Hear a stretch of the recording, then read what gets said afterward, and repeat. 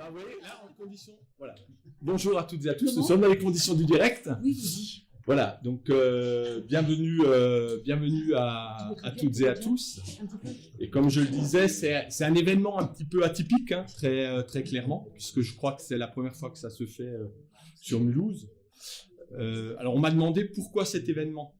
On m'a dit, mais Marc, qu'est-ce qui t'a pris de faire venir des jeunes, des entreprises et mes amis des peuples racines ici présents? Ben parce qu'en fait, j'ai trois convictions. D'abord, il y a mon histoire de vie. Souvent, ça résonne hein, dans nos histoires de vie. Parce que je viens moi-même des quartiers, on dirait aujourd'hui des quartiers dits sensibles. Et je crois que j'ai la conviction intime que l'on peut venir des quartiers et puis avancer dans la vie sans avoir forcément de préjugés, ni les jeunes des quartiers sur les entreprises, et ni les entreprises sur les quartiers. Donc ça, c'était la première conviction. La deuxième, parce que j'ai une affection toute particulière pour mes amis, pour les peuples racines. Alors, je le dis avec beaucoup d'émotion. Parce que j'ai vécu une histoire très forte moi-même en Tanzanie, où j'ai vécu pendant 2 mois avec les Maasai dans la brousse, et j'y ai beaucoup appris sur moi, mais aussi sur l'harmonie qu'on pouvait avoir avec la nature, avec son altérité. Moi, je veux vraiment parler d'altérité. Donc une expérience qui m'a profondément marqué. Et ensuite, le monde de l'entreprise, dont je suis issu. Et là, je voulais remercier Mireille. C'est quand même grâce à Mireille qui est là que j'ai pu intégrer ProEvolution et de faire le parcours que j'ai pu avoir. Et peut-être que c'était une rencontre spirituelle, Mireille. Et donc, merci à toi, parce que c'est un petit peu de toi aussi qui est ici. Voilà. Donc, sans plus tarder, je vais pas m'étaler sur des discours. Je crois que ce qui est important et ce que vous attendez, c'est effectivement que les uns et les autres puissent prendre la parole, puissent témoigner, et surtout que vous puissiez poser des questions. Alors je voulais tout particulièrement, bonjour, venez, super, venez, installez-vous. Faites comme à la maison, hein, voilà, super, merci. Alors, je tenais d'abord à remercier le KM0 qui nous reçoit. Donc, Gérald, je ne sais pas où il est, Gérald, il est là. Il va juste venir vous expliquer ce qu'est le KM0. Alors, ça tombe bien, parce que ProEvolution va lancer une start-up qui sera au KM0. Ensuite, je voulais remercier Marc Schlechter qui représente Ligne Verte Terre de Paix. Donc, où ProEvolution a MSN, et donc il y a un événement dont il va vous parler qui aura lieu ce week-end. Et je voulais remercier les jeunes de l'élan sportif qui sont là, et les jeunes de Sémaphore qui viennent d'arriver. Donc voilà, merci à tout le monde, et je passe la parole sans plus tarder peut-être à Gérald qui nous explique un petit peu le KM0. Très bien, merci beaucoup, merci. D'abord, je voulais vous remercier à vous d'être présents. Ça fait partie de ces expériences que KM0 souhaite voir se reproduire le plus souvent possible. L'avenir est forcément humain, donc il va falloir d'une manière ou d'une autre apprendre à partager. Le KM0, c'est un écosystème qui a été fondé par 5 personnes, rejoint ensuite par la Caisse des dépôts et le Crédit Agricole. Sans entrer dans les détails, c'est un lieu qui est dédié à l'industrie et à sa transformation digitale. Donc c'est un lieu qui fondamentalement porte des startups, des incubateurs type Semia, des entreprises, dont une de tes startups, parce que le monde change très vite, et parce qu'il va falloir qu'on change. Et eh bien, on est dans un lieu qui essaye de s'ouvrir et de comprendre ce changement et de le construire. En tout cas, dans KM0, il y a un aspect qui est essentiel depuis le début, c'est-à-dire qu'il y a un aspect sociétal. Nous n'avons pas acheté ce lieu. Nous sommes dépositaires d'un bail et nous le rendrons à la collectivité le jour où cet outil n'aura plus lieu d'être. Nous n'avons pas vu que la partie transformation entreprise. Nous avons une association, Innov Campus, qui porte depuis longtemps une vision à but non lucratif, et nous avons créé une école pour les jeunes déscolarisés. Nous avons créé un Kids Lab. Nous avons créé un certain nombre d'outils pour que le plus grand nombre puisse participer et prendre sa part dans ce nouveau monde. En tout cas, nouveau monde, ancien monde, je te remercie, je vous remercie tous pour cette superbe organisation et pour avoir organisé cela au KM0, kilomètre zéro. Vous êtes sur le lieu de naissance de la SACM, Société Alsacienne de Construction Mécanique, Alstom, Alcatel. Alstom avait son siège ici jusqu'en 1963. Sachez que kilomètre zéro, c'est le point zéro d'un nouveau départ. Donc dans ce bâtiment, vous avez toujours une trace passé, présent, futur. Passé, présent, futur. C'est Churchill qui disait « Plus je regarde loin dans le passé, meilleure est ma compréhension du futur. » Merci Gérald. Marc Voilà, moi, Châtel, l'association L'Univers Terre de Paix. Alors, dans un tout premier temps, je voudrais vous remercier d'être venus si nombreux, bien sûr, à cette rencontre. Remercier Marc et son équipe, la Proévolution, qui œuvre, je dirais, pour que cette rencontre existe, que Matt Zéro, bien sûr, peut nous accueillir. Alors, l'association L'Univers Terre de Paix, qui sommes nous sommes un collectif basé sur Strasbourg. Nous avons dans l'esprit, je dirais, de nous intéresser et voilà, par rapport à tous les projets, ceux qui sont nés par rapport à la biodiversité, à la rencontre et à l'échange. Voilà. Et nous aidons et surtout nous soutenons, je dirais, des projets de peuples racines, qui sont ici les Navajo qui sont avec nous, mais ça va être des Maasai, ça peut être des Loba, ça peut être des Tapirapé du Brésil, je dis voilà, et qui ont tous un projet, par un peu, voilà, ça va être une école pour des enfants, ça va être un centre culturel. Et cette association va voir ça et bien sûr soutient financièrement, je dirais, ces projets-là. Et pour ça, je voulais aussi remercier Marc, effectivement, et son équipe et Proévolution, parce qu'ils sont mécènes de cette organisation, de cet événement qui aura lieu à Strasbourg à la fin de la semaine. Donc, merci pour ça, Marc, effectivement. Et ce projet et ce forum que nous organisons, c'est le premier forum des peuples racines à Strasbourg. Alors, pourquoi Strasbourg? C'est un lieu intéressant. Strasbourg, c'est quand même les pays de la terre des droits de l'homme, et finalement pas des droits de l'homme. Donc il y a un sens à tout ceci. Et nous accueillons donc au palais de la Cité de la musique et de la danse, donc 5 peuples qui sont les Navajo, les Maasai, les Loba, les Tapirapé et les Mayas. Donc ils viennent chaque fois d'un point du monde différent. Je dirais donc venez nombreux, je dirais, à cet événement. Donc samedi à la Cité de la musique et de la danse, et puis le dimanche aussi à Russe, où il y aura des rencontres plus précises avec le peuple, par des groupes de 25 ou 30 personnes, et là vous pouvez vraiment échanger complètement avec eux. Voilà. Donc merci pour votre écoute, et puis je laisse la place à Marc. Merci. Alors, comme je le disais, Proévolution est mécène de l'élan sportif. Alors, l'élan sportif, Stéphane Engin n'étant pas là, mais certains jeunes le représentent. Donc, l'élan sportif est une association d'insertion, mais par le sport. L'idée étant de prendre ces jeunes talents dans les quartiers, de les faire passer par un sas qu'est le sport, pour reprendre confiance en soi, pour porter peut-être aussi un regard différent sur soi et puis sur les autres. Et Proévolution est également mécène de l'association. Et tout ça, en fait, on a un puzzle, et j'essaie de reconstituer, de faire que ce territoire vive.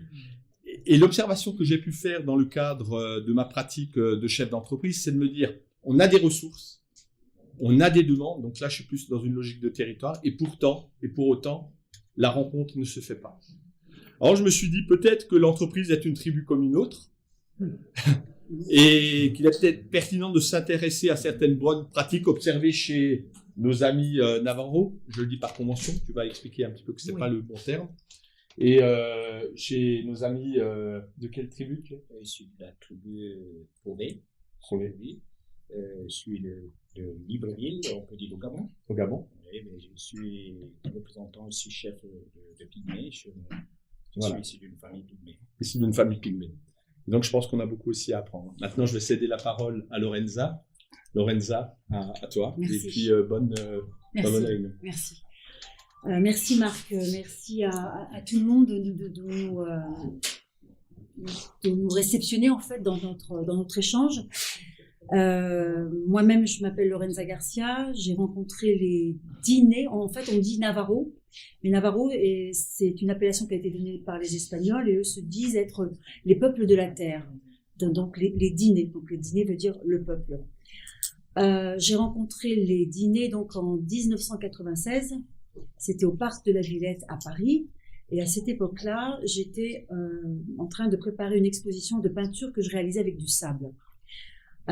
J'ai vu un jour dans le métro un poster. Et sur ce poster, j'étais avec mes rouleaux, mes pinceaux, mon sable partout là. Et je vois le poster et je vois les Indiens Navarro à Paris, la voie de la beauté. Et sur ce poster, il y avait un homme accroupi qui avait, semble-t-il, avait du sable entre les doigts. Il semblait dessiner quelque chose sur le sol. Donc, en tant qu'artiste, j'ai été très troublée par le fait qu'il y avait des Indiens en France. Et je n'avais pas eu forcément d'affinité avec les communautés amérindiennes. Sauf que c'est vrai que dans mon imaginaire en tant qu'enfant, les Indiens et les cow-boys étaient quelque chose qui me touchait. Mais ce qui me touchait le plus, c'était les Indiens. C'est-à-dire j'avais un penchant plus pour ces héros qui étaient déjà dans ma conscience collective, qui correspondaient déjà au mythe du héros. J'ai rencontré, donc, je suis allée à l'exposition à la Villette et j'ai voulu leur montrer mes peintures que je réalisais avec du sable. À ce moment-là, j'ai eu la chance ou la grâce, je ne sais pas, mais je pense que c'est une rencontre aussi spirituelle, de faire connaissance avec une femme que je ne connaissais pas du tout, qui était une femme amérindienne et qui était la seule à vouloir me parler. Et cette femme avait des problèmes de santé et les organisateurs m'ont demandé de m'occuper d'elle durant son séjour en France. Donc j'ai dit d'accord, et elle était d'accord aussi pour le faire. Donc le lendemain matin, je me réveille, 5h du matin, je vais la chercher à sa chambre d'hôtel, et puis je vais la chercher, on va faire des prises de sang. Et après je l'amène chez moi, boire un café, manger un croissant, des choses simples, vous voyez, des choses qui peuvent arriver tous les jours dans la vie. Et donc, et ensuite je la ramène au lieu où se trouve l'exposition. 2 jours après, je reçois un appel téléphonique d'un homme médecine qui voulait savoir qui j'étais. Donc, qui m'invite à retourner au lieu d'exposition. Donc, je retourne au lieu d'exposition. Et là, en tant qu'artiste, je lui montre mon travail avec le sable. Et il se trouve il m'explique la vision qu'il a de mon œuvre et de ma peinture. Et il me dit de rester avec eux durant toute la durée de l'exposition. Donc, je suis invitée à rester, tu peux traduire, Adriana. Je suis invitée à rester durant toute l'exposition. Et à ce moment-là, je pense que l'histoire est terminée. Au moment où ils vont quitter Paris, ils m'invitent à venir lors du dernier rassemblement. Et on se retrouve dans un restaurant à Paris et je peux vous dire que durant l'exposition, il y avait plein de monde partout de toute l'Europe, d'accord. Et au moment où on se retrouve tous ensemble, on se retrouve juste une dizaine. Et les 10 personnes, ce sont des personnes qui ont été sélectionnées parce qu'on avait aidé les Navarros à rester en France dans une situation confortable, je dirais. À ce moment-là, l'homme médecine qui m'a demandé de revenir me dit « Viens nous voir dans notre pays, parce que tu vas voir que dans notre pays, il se passe autre chose et tu es invité à venir nous rencontrer dans notre pays. » Voilà, et à la fin, il y a une cérémonie qui est faite, et c'est la cérémonie du pollen. Donc, dans la cérémonie, les hommes médecine ou les femmes ont un petit sachet qu'ils ont toujours avec eux, et ils l'appellent le tradodine, donc ils sortent du pollen de maïs et ils font une offrande à l'univers. Et à ce moment-là, le but est de dire, tu vas pouvoir revenir dans notre pays et tu vas pouvoir savoir qui nous sommes. Voilà, donc je mets 1 an, 2 ans à me rendre compte qu'il s'est passé quelque chose dans ma vie. Donc ça veut dire déjà il s'est passé quelque chose dans ma vie. J'ai rencontré des gens qui n'ont pas eu la même pensée que moi, la même perception de ce qu'est la vie, la même perception de ce qu'il y a par rapport à l'art, par rapport à la relation avec l'autre, et aussi la manière avec laquelle ils ont la possibilité de fédérer qui ils sont avec un lien qui est relié à leurs ancêtres, c'est-à-dire à ce qui existait avant eux. Donc, je suis touchée par cette invitation et ensuite je vais aller les rencontrer sur place. Et une fois que je les ai rencontrés sur place, je me retrouve à participer à des cérémonies directement. Et l'un des messages qu'ils me disent, ils me disent, reste avec nous et quand tu retournes dans ton pays, dis-leur qui nous sommes. Alors au départ, je dis chouette, vachement fastoche, pas de problème. Je dis oui, pas de problème. Et je me rends compte que il y a quelque chose ça veut pas dire n'importe quoi en fait. Donc je retourne dans mon pays et je dis qui ils sont. Le seul moyen qui puisse me permettre de dire qui ils sont, c'est de comprendre que je vais devoir m'éloigner du mode d'éducation que j'ai reçu jusqu'à présent pour pouvoir comprendre leur mode d'éducation. Donc je continue à aller à l'école, je dirais, mais c'est une école de la vie, c'est-à-dire une école qui puisse me permettre de comprendre que les gens que je rencontre au fur et à mesure de mon expérience sont des gens avec qui je vais pouvoir tisser des liens et permettre de partager quelque chose de plus riche de ce que j'ai appris jusqu'à présent. C'est-à-dire que le terme d'éducation et d'enseignement n'est pas uniquement relié aux pères qui m'ont adopté, à ma mère, à mes parents biologiques, ni à l'école, mais aussi aux personnes que je n'ai pas forcément imaginé que j'aurais pu rencontrer, mais qui vont à un moment donné tisser quelque chose avec moi et qui va me permettre de pouvoir tisser d'autres choses avec d'autres gens. Donc, j'ai compris que la relation d'interdépendance est très très forte dans ces cultures-là. Ils disent, nous sommes tous reliés, nous sommes tous issus d'un même monde. Nous sommes tous des êtres humains. Peu importe la race, peu importe la couleur, mais ce qui est important, c'est de tirer les leçons de nos enseignements. Or, pour moi, les enseignements, c'est l'expérience. Il n'y a pas de jugement à avoir par rapport à ce que nous avons vécu auparavant. Je vais vous dire pourquoi. Je viens d'un milieu dont mon père et ma mère sont des immigrés. Ma mère est italienne et mon père est espagnol. Mon père est espagnol d'un clan qui s'appelle les Los Gitanos, des Gitans, et ma mère est italienne, et ils sont tous deux issus de gens pauvres, des gens qui n'ont pas forcément eu d'argent au départ. Et ils ont dû quitter leur territoire pour survivre, pour subvenir à leurs besoins.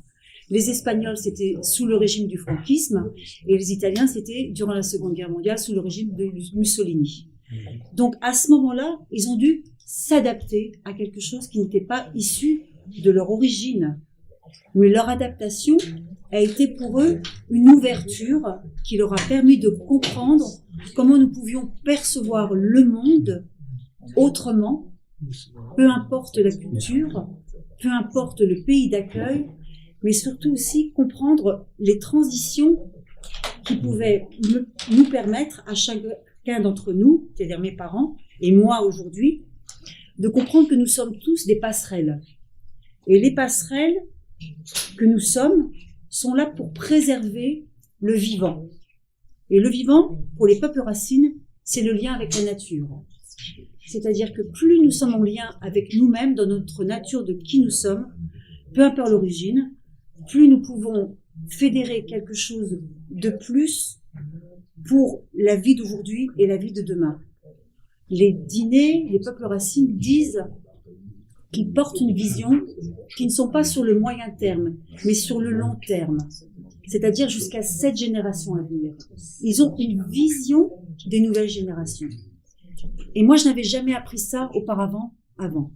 Je n'avais jamais appris ça par mes parents, mais ça ne posait pas un problème. Je n'ai pas jugé mes parents pour autant. Je n'ai jamais appris ça à l'école. Je me suis jamais dit que je serais victime de ce que je n'avais pas appris à l'école.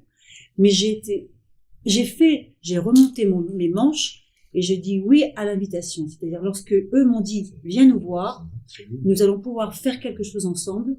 J'ai dit oui, nous allons pouvoir faire quelque chose ensemble. Donc, ce que j'ai envie de vous dire, et je vais en finir parce que je vais laisser la parole à mes amis Jim et John, c'est que un des hommes médecine m'a dit tu dois penser au sable.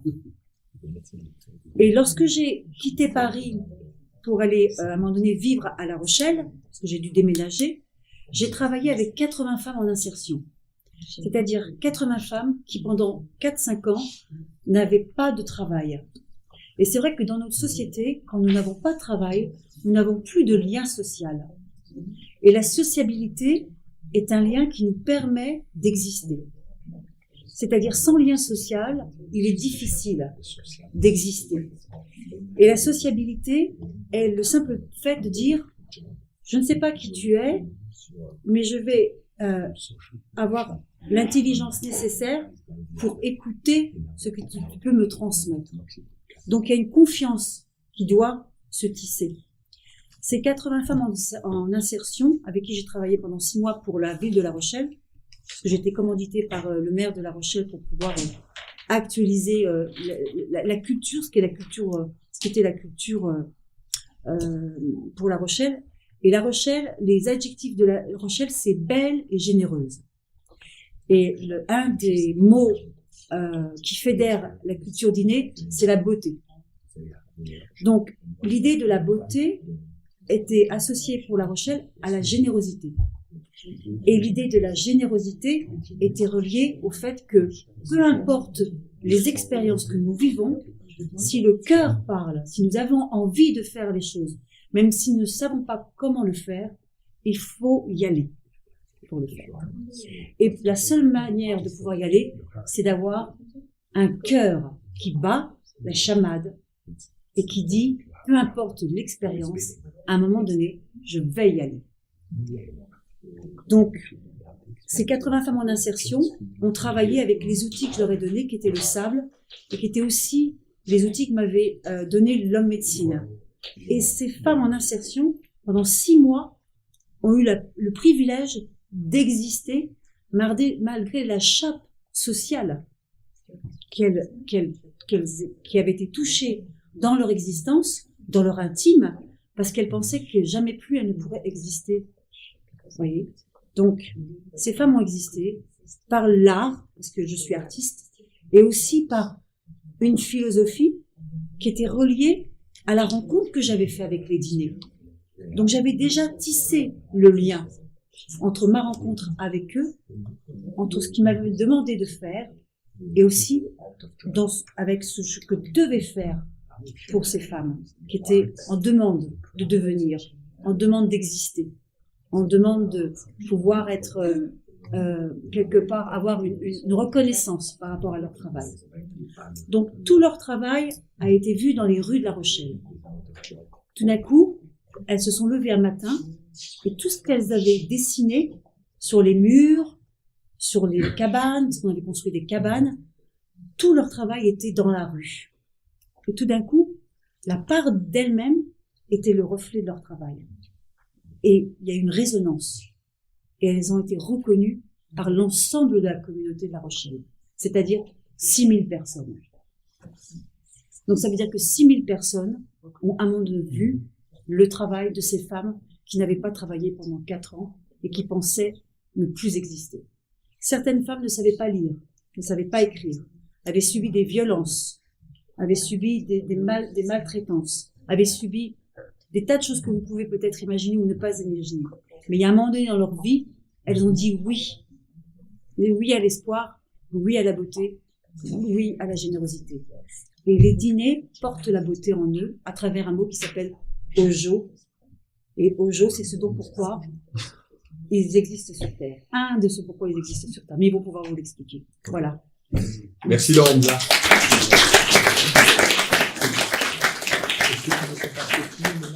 Oui, alors on va passer le film, mais pour autant, je vais vous présenter ce dont pourquoi il y a un film qui a été fait, et Jim et John sont aussi là pour ça, pour promouvoir le film qui s'appelle Navarro Soundblank. J'espère que vous aurez la chance de voir.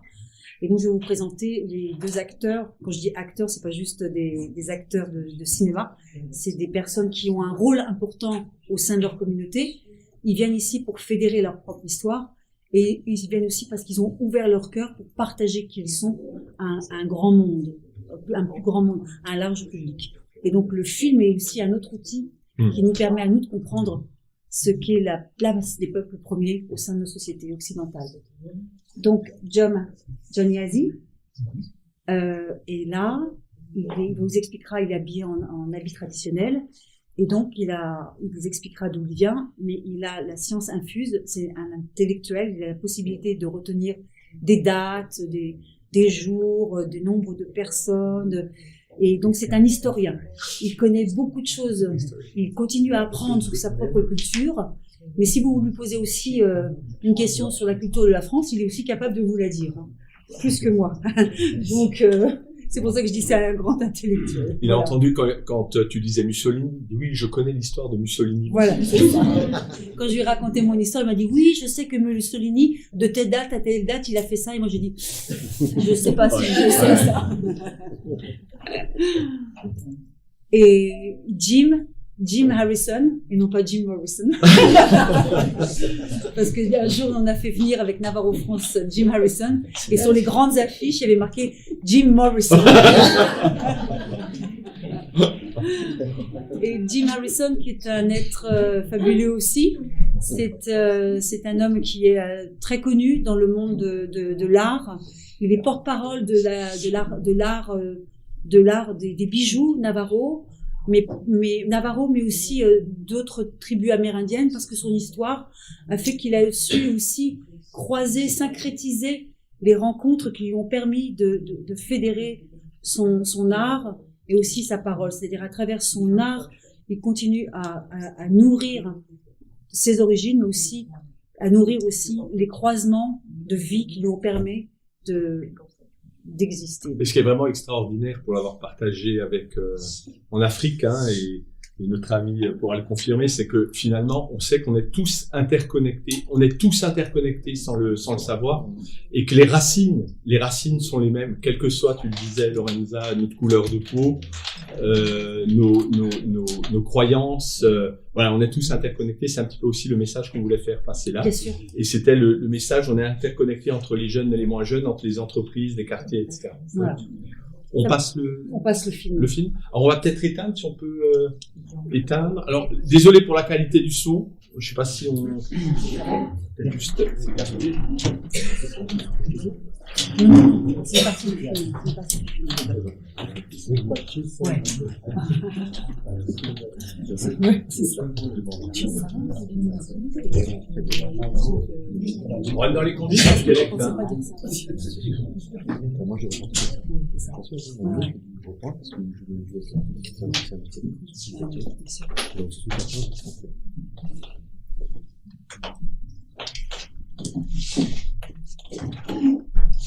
Vous en avez pour combien de temps? Parce que Oui, je peux meubler, ok.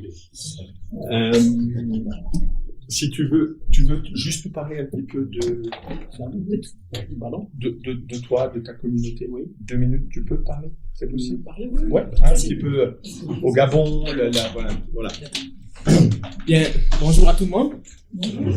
Bien, je viens auprès de vous parce que on est tous un, d'abord, premièrement. Et on est créé, je peux dire, de la même façon, par notre créateur. Déjà, chez moi, je suis du Gabon. Je réside actuellement à Libreville. On est quitté de la forêt pour le village un peu, pour la ville, je veux dire, pour l'école un peu, apprendre à lire un peu et à écrire. Alors, pour chercher aussi, nos parents cherchaient un peu du boulot parce qu'on était plus en forêt qu'à la ville. Déjà, je me déplace de là-bas pour ici parce qu'on est tous dans la terre. Donc, on est tous terre. On dira que la terre nous appartient à tous. Alors, donc, j'ai refusé à ceux qui ont déclaré autrefois, là où j'étais, j'ai dit, ne faites pas la différence entre l'homme noir et l'homme blanc parce qu'on est tous issus d'une même mère et des mêmes pères. Donc, pour la première fois que je viens auprès de vous, nous allons tous partager ensemble un peu les petites connaissances. On pourra dire que chacun de nous a ses connaissances, mais on est en famille, on doit tous communiquer ensemble, être en harmonie, et je viens avec tout amour auprès de vous pour travailler ensemble. Pour le moment, j'ai pas encore beaucoup de choses à vous dire, c'est juste une joie d'être auprès de vous pour la première fois. J'ai déjà voyagé un peu, mais pas ici, c'est la première fois que je viens à Paris. J'ai fait Brasilia, j'ai fait, comment on appelle ça, l'Asie. J'étais au Vietnam, juste avec mes connaissances pharmaceutiques traditionnelles. Donc, je peux dire la forêt. Moi, je vis en forêt et je communique avec la forêt. La première doctrine, je pense que c'est la forêt. La première hôpital, c'est le bois de Beauce. On peut dire l'arbre de Beauce. Donc, nous devions le valoriser et puis en même temps protéger, continuer à protéger notre forêt et nos eaux d'eau douce. Je peux dire la terre en elle-même, en un mot. Donc, pour le moment, nous mettons tous au travail afin de continuer à protéger la mère terre. Je vous remercie. Merci. Alors, juste avant de passer le film, je confirme, pour avoir vécu avec les Maasai, que la nature, tout est dans la nature. Tout. J'ai vu que tu avais un bâton, je sais pas si c'est le bâton d'Acacia, hein.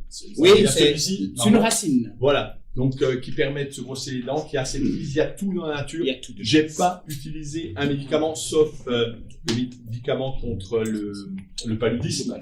Mais en même temps, il y a l'arbre qui permet L'arbre de se qui protéger. soigne le paludisme. Absolument. Voilà. Donc, Malaria, on dit malaria, je sais pas trop, mais sinon c'est le paludisme. C'est très fréquent au Gabon, en Afrique on peut. voilà. Donc, tout est dans la nature. Merci. On va voir le petit film sur les Navarros. On y va? Les dîners. Les dîners, pardon. Ouais, ça, oui. Ouais, j'ai le titre. On branche le haut-parleur. Ok, bon, vous voyez, là, c'est vraiment, on le fait dans les conditions que sont les nôtres. Est-ce qu'à ce stade-là, il y a peut-être une question, une observation? Alors, on va faire des traductions, hein, puisque Jim et John ne parlant pas français, on va faire les traductions, on va traduire les questions, et puis on va vous les restituer. Alors, on n'est pas des interprètes assermentés et officiels, donc on va faire du mieux que l'on peut. Est-ce qu'il y a des questions? Moi j'en ai une, mais c'est pour l'étendre l'atmosphère. Vas-y, Philippe, je t'en Ça n'a prie. rien à voir avec les gilets jaunes. Gilets jaunes. Ah ouais, it's a good play on words. Yeah, Jim and John, Gilet jaune, it's a play on words between. Gilet jaune, il y a Jacques, Jim That's good. Gilet jaune. Gilet jaune, Jim and John. Jim and John. Merci Philippe, ça a bien détendu l'atmosphère. Patrick, t'en as pas une toi? Mais l'humour est très important. Hein. Non, mais Sans l'humour, on est Alors attendez. Ouais, allez, Patrick. Parle plus fort, comme ça tout le monde t'entend. Laisse-toi que Patrick verra. Hein. Oui. Et il y a une chose que j'ai appris dans son pays voisin qui est le Cameroun. Un jour, j'avais 12 ans. Et j'étais à 12 ans, on était très très pressés. Et on était un petit peu perdus. Et on cherchait notre champ. On cherchait où on était, si on était encore loin du village. Et on voit un vieux sage qui marchait avec sa canne. Doucement, doucement. On s'approche de lui. Et l'ancien, le village est loin encore. L'ancien continue à marcher. 3 fois, on l'a interpellé. Il continue à marcher. Tu tapes sur l'épaule, il s'arrête. Toujours avec sa pipe. Le village, il est loin encore. Moi, j'avais une montre. On lui indiquait les montres. Il tire 2 bouffées sur sa pipe. Il nous regarde. Il dit 3 pipes. Et ça m'a servi ma vie. Il m'a mis à mettre l'échelle de mon interlocuteur, à comprendre quelles sont les références de mon interlocuteur avant de le juger. Ok, super. Merci pour ce témoignage.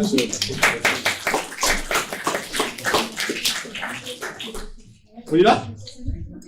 Allez, on y va.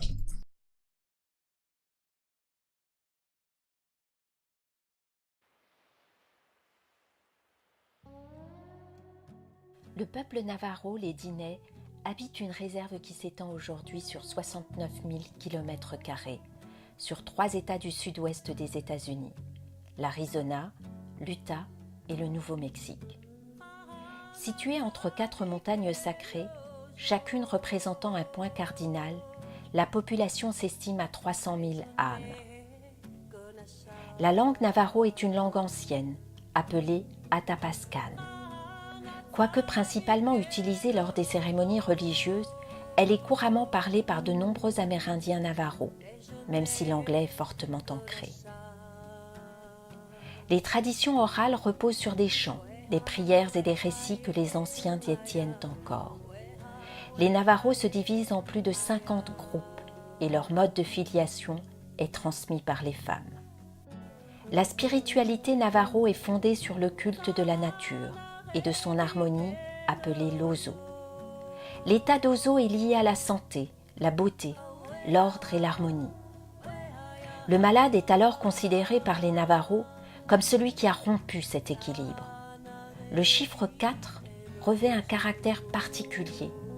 4 couleurs, 4 points cardinaux, 4 saisons, 4 montagnes sacrées. Un certain nombre de divinités sont régulièrement invoquées par des offrandes et des danses cérémonielles.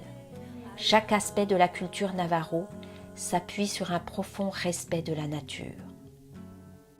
L'économie des Navarros repose sur l'élevage de moutons, de chèvres, quelques bovins et chevaux, ainsi que des emplois dans divers secteurs, notamment le tourisme. Ils sont réputés aussi pour leur artisanat, comme la poterie, la vannerie, mais aussi la fabrication de bijoux en argent.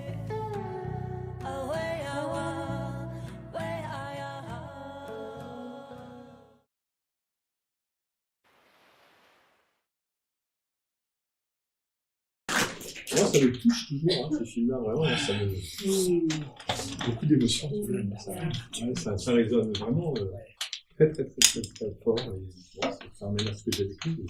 Et c'est vrai, vous voyez, j'étais là, et on voit les Navarros, mais en Afrique, les Maasai, c'est exactement la même chose. Chez toi aussi. Oui. Voilà. C'est la relation à la terre et à l'environnement. Ouais. Donc, la nécessité de prendre soin de la terre. Lorenza, tu voulais... Je voulais juste te dire, c'est vrai qu'en France, on est très affilié à l'Afrique, parce que l'histoire du colonialisme, hein, donc il y a quelque chose, il y a la continuité de la rencontre entre l'Afrique et la France qui fait que, voilà, les liens continuent à se tisser avec l'histoire de guérir quelque chose, hein. Les dîners, les Navarros ont fait partie, ont créé un langage à travers les Code Talkers. Vous avez peut-être entendu parler d'un film qui s'appelle The Navarro Code Talkers. Et c'est un film qui parle essentiellement de l'utilisation de la langue Navarro qui a été utilisée durant la guerre du Pacifique contre les Japonais. Et donc, cette langue a été utilisée pour arrêter les stratégies militaires offensives des Japonais pendant la guerre du Pacifique. Dans le film Navarro Sombrem, on explique, il y a un des personnages qui est très intéressant du film et qui l'explique, et on dit, nous, on était là, mais c'était pas on a utilisé notre langue, mais c'est pas pour créer la guerre, c'est pour protéger la terre-mère. Et protéger la terre-mère, c'est essentiel. Hein. Ils viennent d'un peuple souterrain, dit souterrain, donc ils protègent la terre-mère. Il faut savoir aussi que les Navarros ont participé à la Seconde Guerre mondiale en France. Et ils ont été engagés dans l'armée américaine et ont débarqué en Normandie. Donc il y a des Navarros qui sont morts pour la France. D'accord ? Donc il y a une affiliation avec les communautés africaines due à l'histoire du génocide. C'est-à-dire que c'est nous qui avons colonisé l'Afrique, mais c'est eux qui ont aidé à sauver la France de la Seconde Guerre mondiale. Donc, je vais insister là-dessus. Voilà, merci.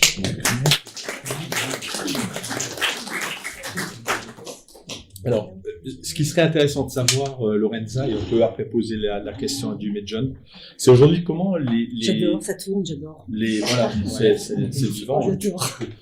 Comment la relation entre les anciens, les anciens et les jeunes, comment se passe la transmission au sein du peuple dîné? Alors, je vais dire dîné, hein, pour utiliser le bon terme. Oui, alors c'est vrai que moi j'étais touchée par ça. Les Italiens, enfin moi j'étais élevée par ma grand-mère en Italie, il y a cette tradition-là aussi. Mais j'ai retrouvé ça en terre dînée, c'était très très très fort. C'est-à-dire la grand-mère a un rôle, déjà quand un enfant naît, il appartient au clan de la mère et ensuite au clan du père. Et Jim et John vont pouvoir se rencontrer, vous présenter qui ils sont à travers la représentation clanique auquel ils appartiennent. Et j'ai vu aussi l'importance des grands-parents, c'est-à-dire les grands-parents ont un rôle très important vis-à-vis des petits-enfants. Parce qu'ils portent l'expérience, ils portent la sagesse, et les enseignements qu'ils ont ne sont pas forcément les enseignements des parents qui, eux, sont déjà préoccupés à trouver du travail, à faire en sorte de nourrir la famille, et c'est parfois compliqué au sein même de la réserve. Donc, la place des grands-pères et des grands-mères sont très très importantes, et ces grands-pères son grand-mère sont très open mind. Ils sont très au courant de ce qui se passe, quoi, en fait. Hein. C'est pas des gagas machin. Hein. Moi, j'ai vu des hommes, ils ont à peu près 100 ans et ils vont chercher leurs moutons en plein milieu du désert et ils sont secs comme ça. Je peux vous dire qu'ils connaissent par cœur leur histoire et quand ils se tiennent assis, ils ont le dos très très droit, quoi. Et les femmes, grand-mères, c'est elles qui régissent le territoire. Et quand elles sentent qu'il y a quelque chose qui se passe pas bien, tout de suite elles disent toi, ce que tu as fait là, faut changer ta vision. Donc ils laissent l'autorité entre guillemets du grand-père et de la grand-mère absolument au top niveau. Ça n'est pas juste des gens qu'on met de côté.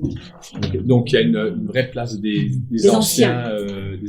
Voilà. Alors allez-y poser des questions à Jim et John. Est-ce qu'il y a peut-être que Jim et John veulent se présenter. Okay. Yeah. Okay. Could you introduce yourself or We'll start with Jim. Jim, okay, it's up to you to start. Okay.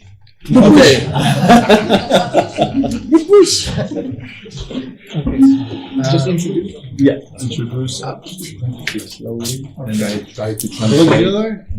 Good afternoon. Ah bah oui, bonjour. Good afternoon. In my language, Dans mon langage, we say yat e. on dit yat et Ya at e. ya at et. Hello. Bonjour. Ouais. Which means I'm well. Also, you are well. Ça veut dire This is the greeting that we have in our Ghanaian land. je suis en lien, je vais bien, vous allez bien. Si je I vais was bien, born c'est que and vous allez bien. raised in Arizona, close to Monument Valley. Je suis née et And, j'ai été élevée là-bas, près de Monument Valley, en Arizona. I spent all 12 years of my schooling in a boarding school Et j'ai passé 12 ans là-bas, dans ce qu'on appelle une boarding school. because my parents could not afford to take care of me where we lived in a remote area. Parce que mes parents n'avaient pas les moyens de s'occuper de moi, on vivait dans une terre So aride. we were all brought into a central area where we all went to school. C'était le seul endroit où on pouvait avoir étudié, c'est le seul endroit où il y avait les écoles. And the stories you read about in the news, the newspaper, and the books, we were told not to speak our language. Et à ce moment-là, tout ce qu'on apprenait dans les livres et dans les journaux, c'est qu'on ne pouvait pas parler la langue maternelle. So I was always punished. Donc, dès que je parlais la langue maternelle, j'étais toujours punie. I ran away from school.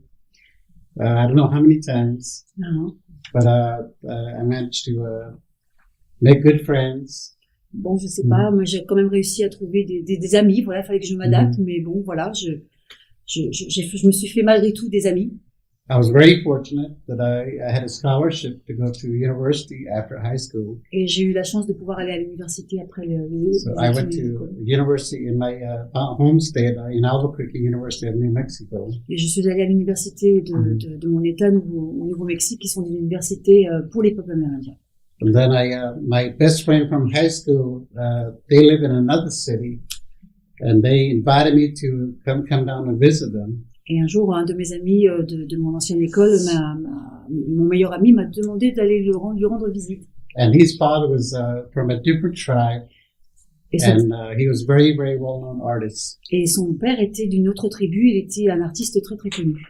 And one of his shows in San Diego, California, a lady noticed me. I was drawing. Et donc, quand je suis allée le rencontrer à San Diego, en Californie, il savait que je dessinais, que j'aimais dessiner. It's a natural talent that I had.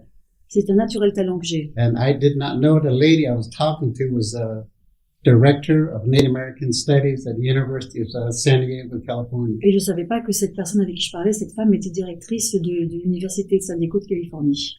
So he offered me to study in Europe, and my first choice was Zurich. Et donc, il m'a invité à aller étudier en Europe, et sa première ville était Zurich. My second choice was in Italy. La deuxième, c'était en Italie. Nope, all full. And we have Paris open. So why Paris? On avait Paris aussi l'hiver. On m'a dit, bah pourquoi Paris? So I came to Paris in 1976. Donc, je suis allée à Paris en 1966. So I studied there for almost 4 months. Et je suis restée vivre en 1966 4 mois. 76. So I learned how to draw, work with colors. J'ai appris les couleurs. Every Sunday I would go to Notre Dame. Et tous les samedis, j'allais à Notre-Dame. Oh yeah. My friend in school, his father from Caracas, Venezuela, played the organ in Notre Dame. Ah, et donc un de ses frères enfants, ses amis à l'école jouaient à Notre-Dame je sais plus. Ah, de l'orgue de Orgue de Barbarie, ouais, c'est ça, voilà. Ouais. And I went back, the man that I met, the artist, he offered me a job to work, to make jewelry, to design, and I accepted that. Et donc, And in a way, my life has changed ever since then. et cet homme qui So I've been doing designing, making handmade jewelry for 40 years now. donc en fait, il a appris le métier de joaillier par l'intermédiaire de cet homme artiste connu qui finalement lui a montré comment était le métier de maître joaillier.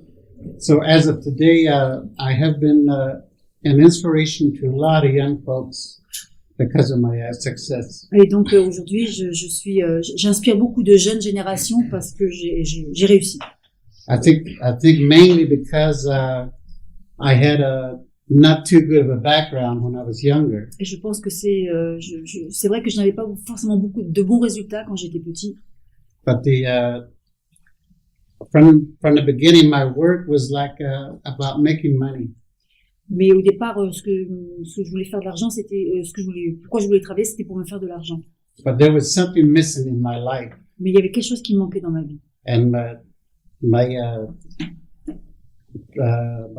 teacher, my maestro, he said, "There's only you will know that day will come." That's what he told me. Mais son maître penseur, en fait, a dit, mais s'il y a que toi qui sait à quel moment tu dois changer quelque chose dans ta vie.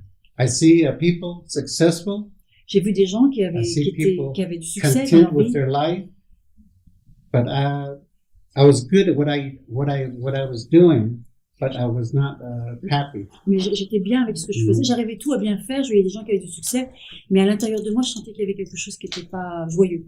So I reconnect with my high power, that was the Great Spirit, Donc je me suis reconnectée avec un puissant, quelque chose de plus puissant qui pourrait être lié à un monde spirituel, quelque chose de plus grand que moi. And from that day on, my life has changed completely. Et à partir de ce moment-là où je me suis reliée à juste pas ma petite partie de moi qui est toujours en train de me plaindre, ou me plaindre d'être insatisfait, j'ai senti que ma vie commençait à changer. With my success, I've been invited to art school, colleges, high school, kids school, to talk to kids about where I've started, where I've been, and where I'm at today, and where I'm going tomorrow. Et à travers mon expérience, j'ai pu être invitée auprès de plusieurs types d'écoles, de grandes écoles, de petites écoles, moyennes écoles, pour pouvoir enseigner aux jeunes générations d'où j'étais partie et jusqu'où j'étais arrivée. I didn't know this part of my trip was going to involve with something like this. I decided not to go at first. I said, you're very important. You're in the film. And then your work tells stories about not only humans, about spirits, about the past, about the future, about the world. And the way I like my life is the world is my religion. I have traveled many places, South America, the Middle East, into Canada. I preach the same thing, and I tell everybody saying we're all one, we are all related, we all came from here, we all go back here. And this is the message I'm carrying today. You know, I'm no different from you.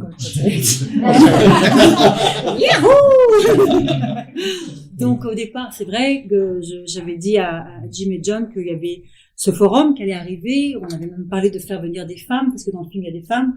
Et Jim avait dit, attends, faut faire venir des femmes, des chanteuses, tout ça, voilà. Et après, donc, bon, Jim ne voulait pas forcément venir. Et au fur et à mesure, il s'est dit, oui, il faut que je vienne. Je sens qu'il faut que je vienne parce que déjà, je suis dans le film. Et puis, en plus, je pense qu'il se passe quelque chose d'important. Il y a quelque chose d'important que je dois partager. Et finalement, je me rends compte que ma religion, mes croyances, mes expériences, c'est le monde que je rencontre tous les jours. C'est les personnes que je rencontre à travers le monde.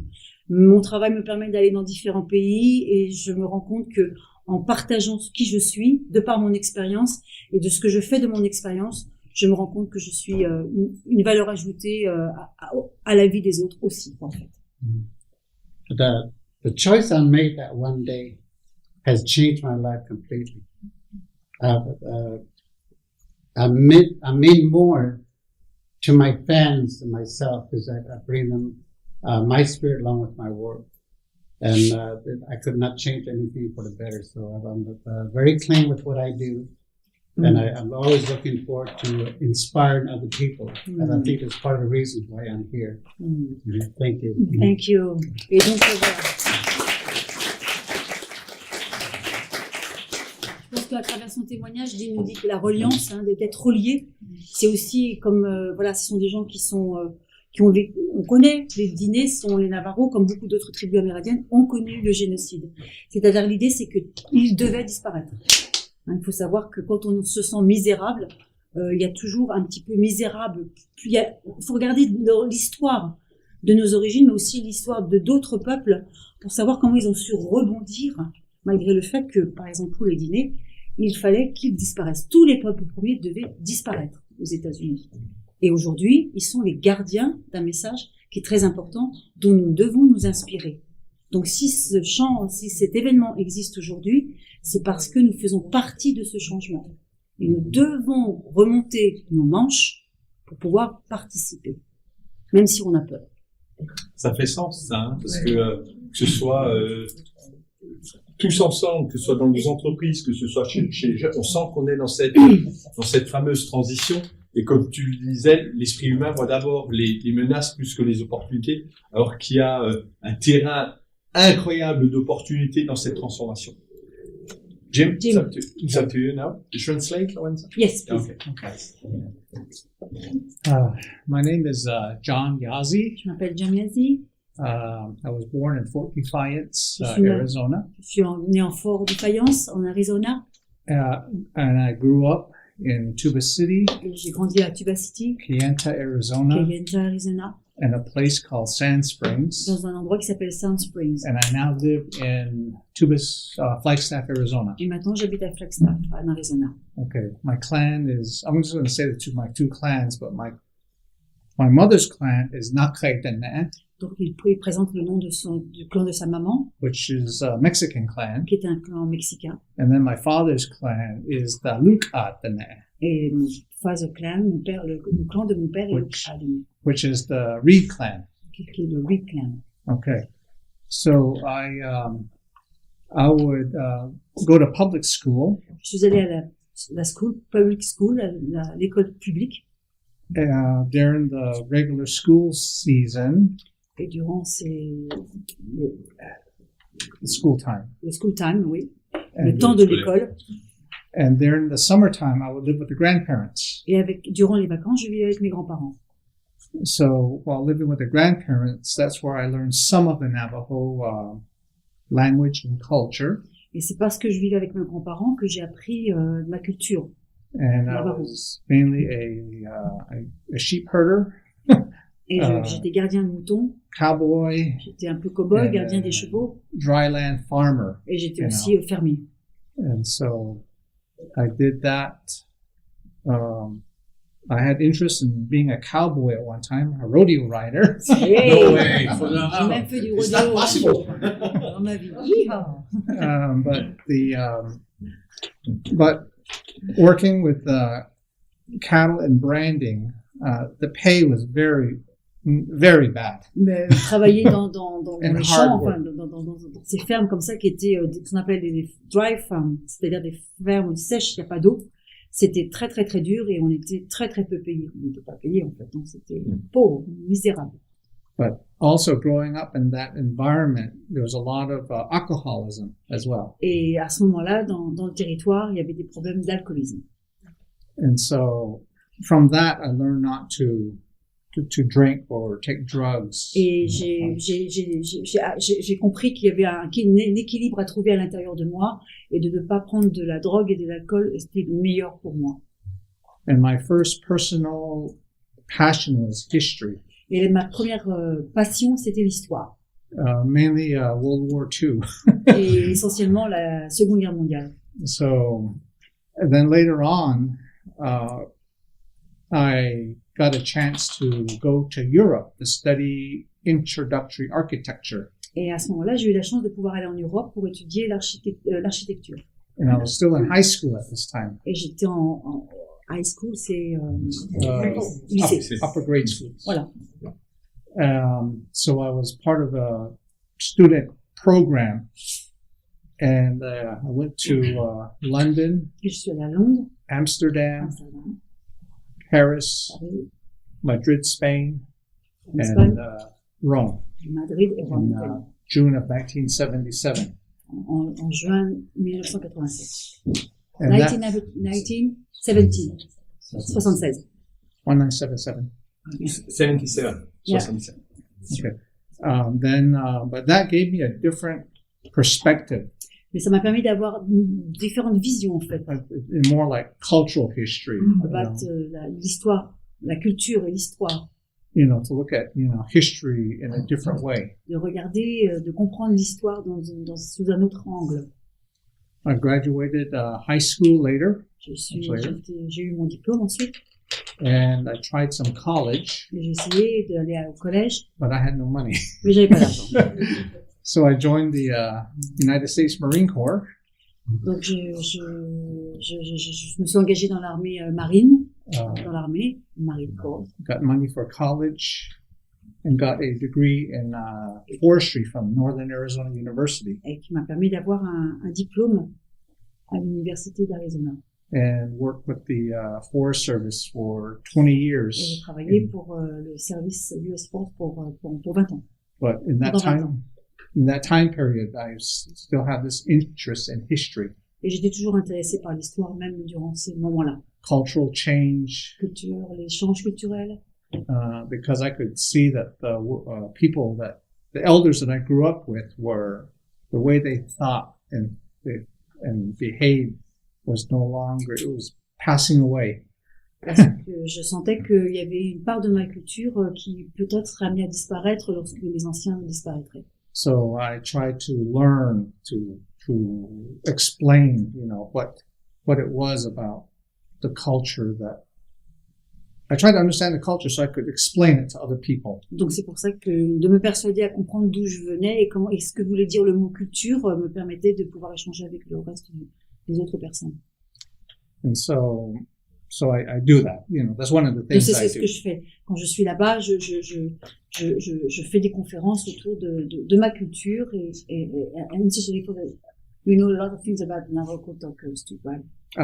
Yes. Et j'y connais, comme il était engagé dans l'armée, il connaît l'histoire des Navajo talkers. So that's that's part of the passion and history that I have. Yeah, I have that. So yeah, I give talks on Navajo code talkers as well. Okay. But this is part of my old Forest Service uniform. I used to work with them. Okay. Merci. Thank you. Thank you.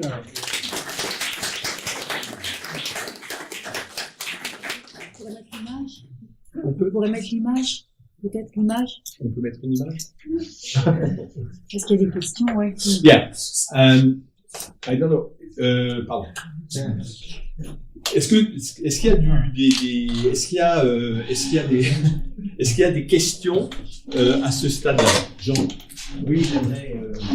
If you feel it in English, if you can ask the question in English? J'aimerais donner une petite anecdote qui prouve que l'interdépendance est très active, y compris à Mulhouse avec le peuple guinéen.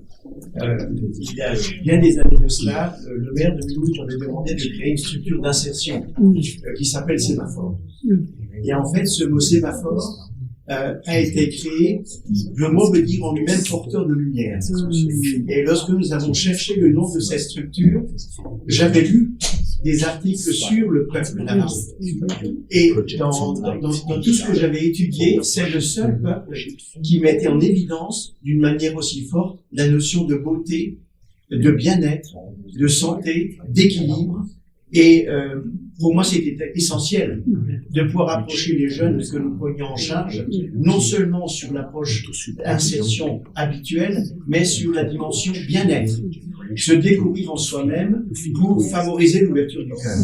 Et je pense que les jeunes de Sémaphore qui sont là ne savaient peut-être pas que Sémaphore c'est porteur de lumière. Je suis ravi de les saluer.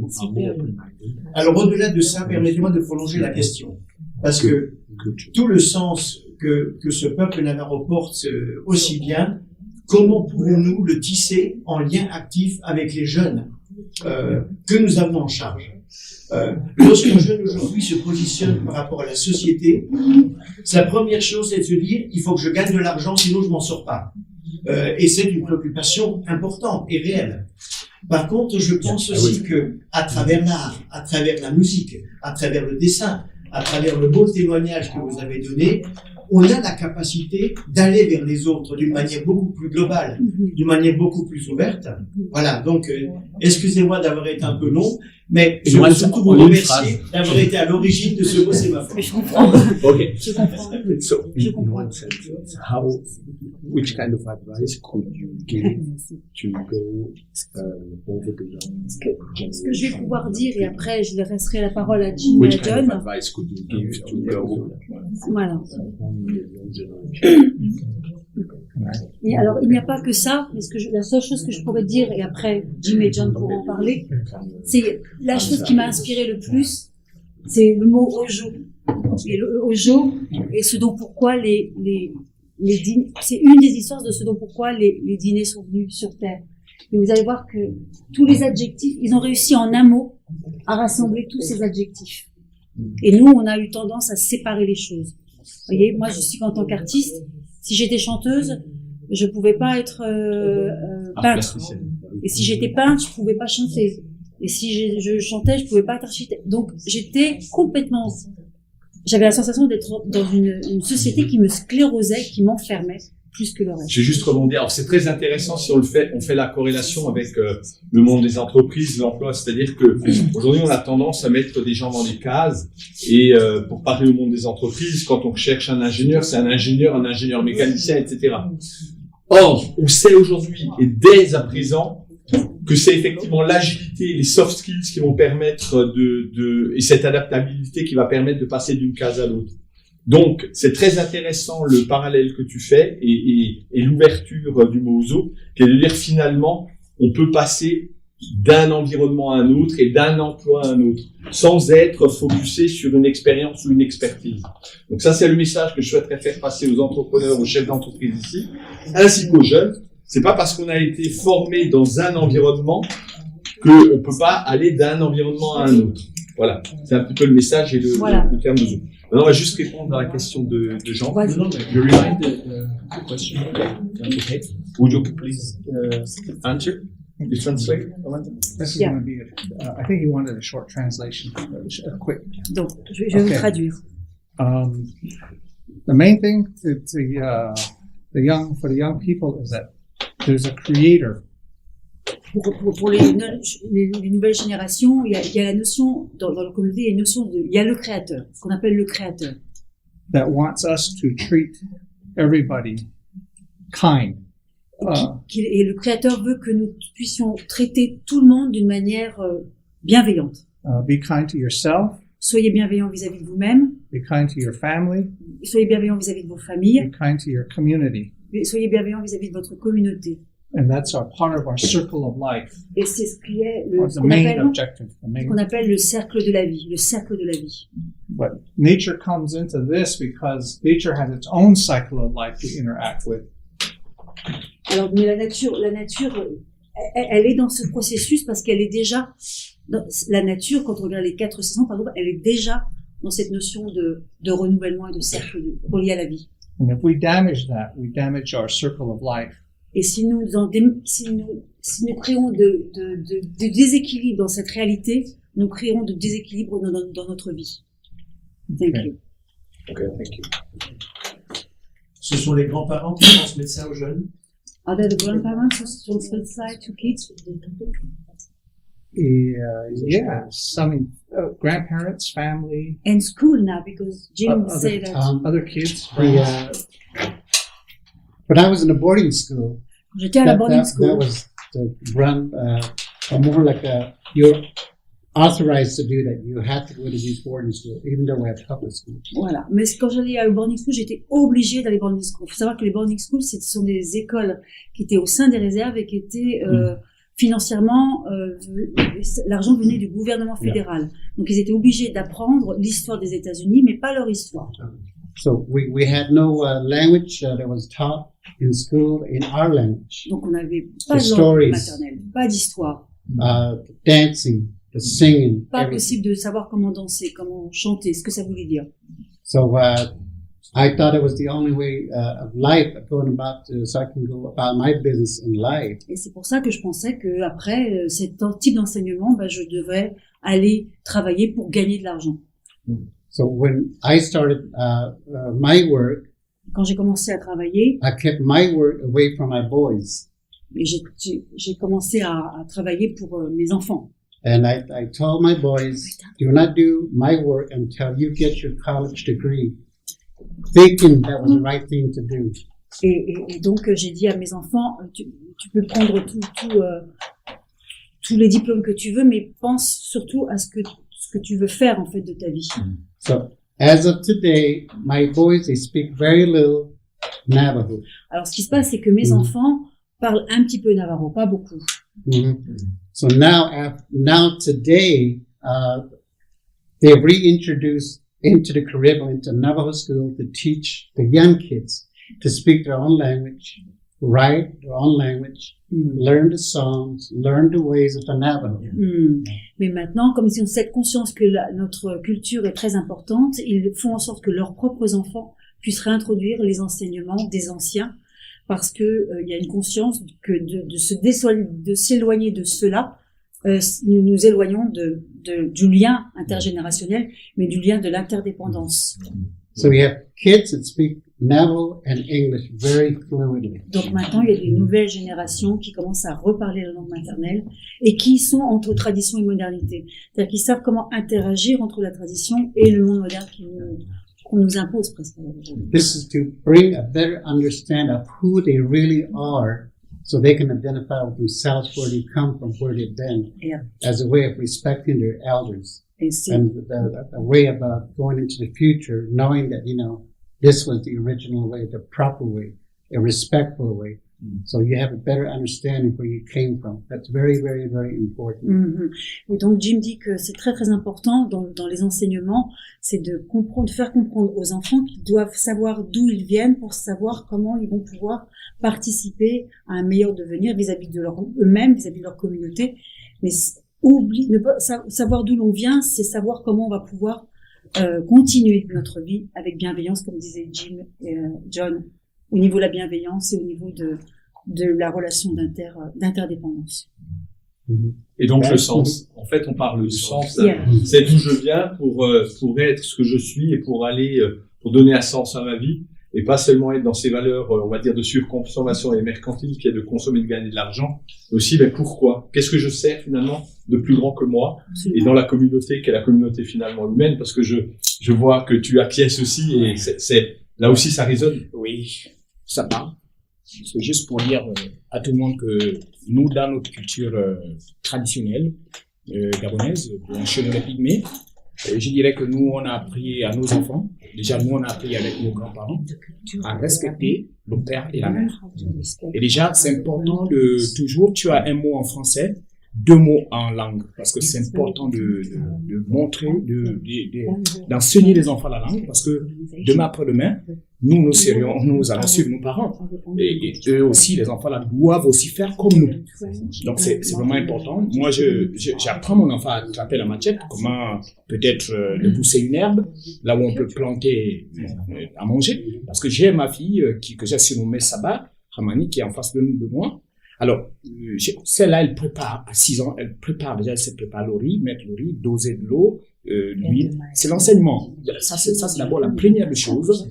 Préparer, savoir laver la vaisselle, rassembler le bois. Attendez, hein. Voilà. Alors, C'est vraiment pour ça. Alors, Oh, il y avait l'humour, hein, dans le pitch de l'humour, hein. Voilà.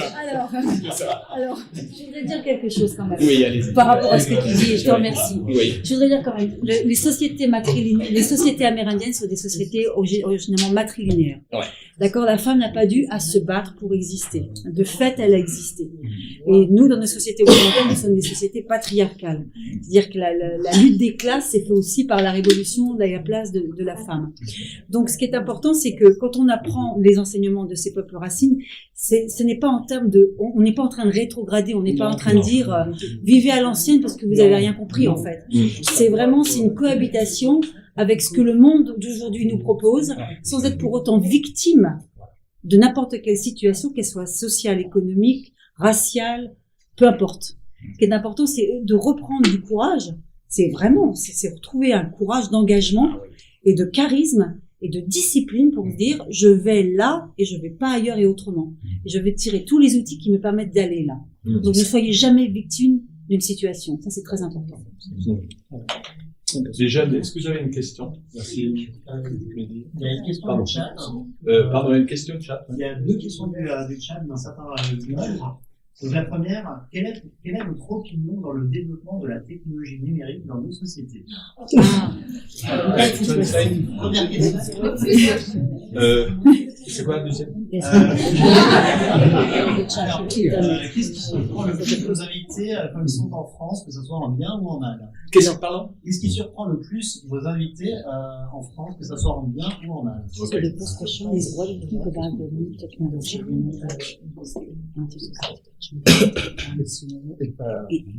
and how we can believe on, A lot of you seen the Western movies, United States. You've probably seen Western movies. Your cowboys and Indians. Vous avez vu dans les films américains ou hollywoodiens, on parle des cowboys et des Indiens. Even though we live in a world of technology, même si nous vivons dans un monde technologique, every now and then somebody comes to the United States tout le monde sait que quelqu'un vient and they ask us, do you still use smoke signals? C'est excellent. Et donc, il y a les gens qui viennent vers nous comme ça, puis ils disent, est-ce que vous utilisez toujours le signal de fumée? Very true. Ça a répondu à la question numérique? And I would say, yes, they still use it. Okay. There's another question. Okay. Oh, sorry. Yeah, vas-y. Oh, sorry. Ouais. Okay, the artificial intelligence L'artificielle is a intelligence, tool, c'est un outil. and the tool helps you to live life. Et chaque outil nous aide à vivre sur cette terre. But the thing is that we're not supposed to live for the tool. Mais le fait est que nous ne devons pas vivre pour l'outil qu'on nous propose. And the tool Et l'instrument, l'outil, has both negative and positive qualities inside of it. and à l'intérieur de chaque outil, il y a l'aspect positif et négatif. And how we use it. La manière avec laquelle nous l'utilisons, If we use it for good things, si nous l'utilisons pour it des can bonnes bring choses, about good things. donc nous créons l'équilibre. But if we, if we use our ego Mais si nous utilisons notre ego to use and control other people, then it can bring harm. et pour contrôler le fait que certains puissent utiliser cet outil pour des choses négatives, And so you have to have this balance. eh bien, And this is part of what nous créons du discussion, négatif. Donc to c'est have pour ça que nous a devons toujours balance. avoir la conscience de ce que nous créons avec les outils d'aujourd'hui qui nous sont proposés. Et l'équilibre. Et l'équilibre. C'est pour ça que au jeu que vous voyez est le moyen d'être dans la voie du milieu. Ok, super. Merci. Et là, alors, Sorry. second question is, Yeah, sorry. Pardon. Alors, la seconde question, c'était qu'est-ce qui surprend le plus vos invités quand ils sont en France, que ce soit en bien ou en mal? what surprised you when you come in France? They can be in good or in bad. First impression. The green country, Green country. vegetation. Ouais. Eh oui, c'est le vert, c'est-à-dire qu'il voit du vert partout. Et ils voient de l'eau. Parce qu'ils vivent dans le désert, vous avez vu? Yeah, here in France. The people and no meat. Un homme. No, it's just in general, the people, the places. Mhm. It's just bringing back everything that I've seen on TV has become a reality because I've been to Strasbourg for the first time. And everywhere I go, I love to see the architect of the churches. Ah, Because they're like some of the longest standing building in the world. ouais. Something about that. I think it was Notre Dame when they first went there. Yeah. So that's what I like about it. So. L'architecture est quelque chose qu'ils aiment beaucoup. Alors, ce qui est marrant, c'est qu'ils parlent de deux choses qu'ils n'ont pas au sein de la réserve. La réserve, il y a des grands problèmes d'eau. Hein. L'eau est vraiment faut vraiment prendre en considération les problèmes reliés à l'écosystème. L'écosystème est en danger. Et donc, ce sont des gens qui prennent conscience qui veulent protéger le territoire. Donc, dès qu'ils voient de l'eau ou de la verdure, ils se disent, waouh, quelle chance on a. Et l'architecture, eux, n'ont pas eu besoin de prouver leur existence à travers les constructions des cathédrales. C'est-à-dire leur système pour eux, la nature est leur cathédrale.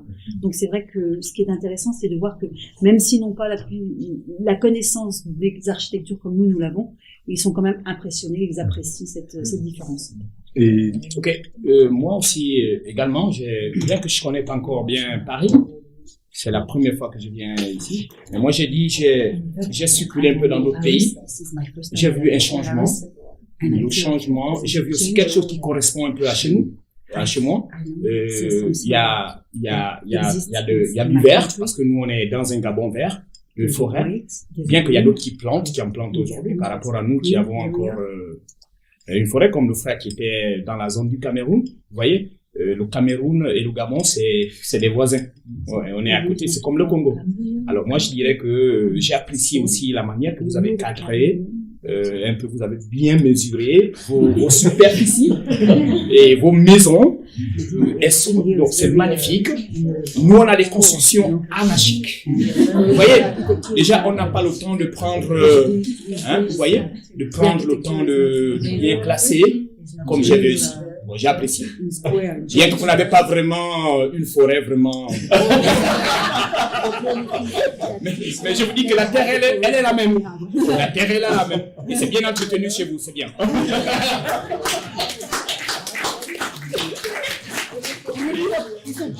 Ouais, c'est propre. Et j'ajoute ça, c'est propre. Alors, juste une dernière question de Soraya. Et après, ce que je vous inviterai, c'est qu'on va aller boire le verre de l'amitié. Alors, il n'y a que de l'eau, justement. Hein. Et donc, dernière question de Soraya. In English, Soraya, please. Un peu approximatif. I want to know if in Indian culture we have a lot of stereotypes of clichés about Indian culture, but I want to know if there are hierarchy in the village. There are a chief of Leader. village like In Africa. in Africa. You have some leaders, some chief in your tribe or in your community.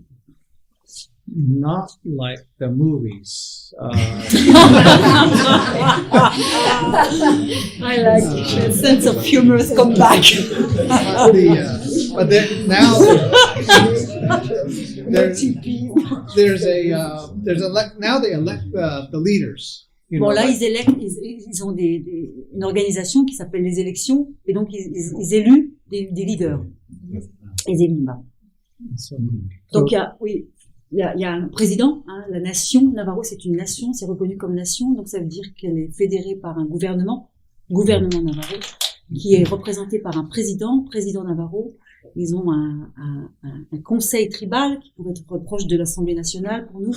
Ils ont des chapters, c'est-à-dire différentes mairies qui pourraient être considérées comme des mairies, c'est-à-dire des points culminants qui sont référés au gouvernement tribal et gouvernement Navarro, et qui permet de faire avancer des projets qui vont être présentés après au système fédéral. Parce qu'ils ont ils ont une cour suprême, ils ont une justice, Ils ont des écoles où maintenant ils peuvent réapprendre la langue maternelle. Ils ont leur propre façon de penser. Ce qui est la force des Navarros, c'est qu'ils ont réussi à réintroniser leur cosmogonie dans leur vie. Qui est la force globale des peuples racines et des peuples premiers, ce que j'entends là. C'est la même chose chez les Maasai, où il y a les leaders, voilà, donc c'est complètement ça. Et je voudrais dire aussi quelque chose, ils ont refusé, à peu près au moment de la montée de l'industrialisation, ils ont ouvert les mines d'uranium. Et le père de Jim est l'une des personnes qui a donné sa vie pour l'extraction de l'uranium, c'est-à-dire qu'il est mort de la cause de l'extraction de l'uranium.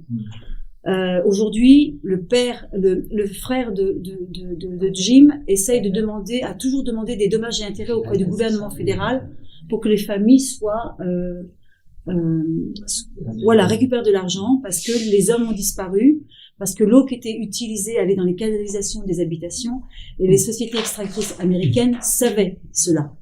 Donc l'histoire d'un génocide est toujours là, il est toujours un peu sous-jacent. Mais à l'heure d'aujourd'hui, alors qu'ils ont été sollicités à réouvrir les mines d'uranium et que ça pouvait donner plus d'argent au sein du gouvernement Navarro, c'est important ce que je dis, hein. Ils ont dit non à la réouverture des mines. Ça veut dire qu'ils disent on veut pas réouvrir nos mines d'uranium même si ça nous rapporte plus d'argent parce que vous détruisez la terre-mère. Oui. Il y a 2 questions. La jeune femme.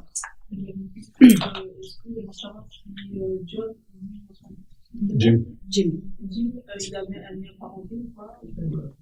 Do you have a relationship about Claire or? Is there a relationship? About between Jim?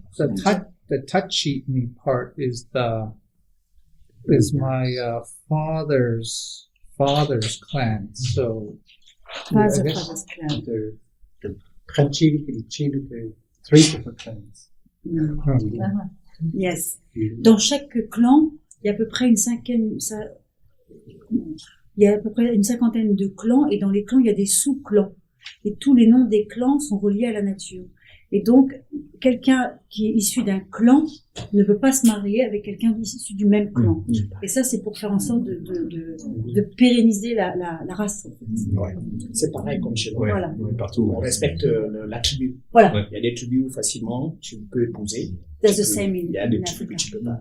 That's the same.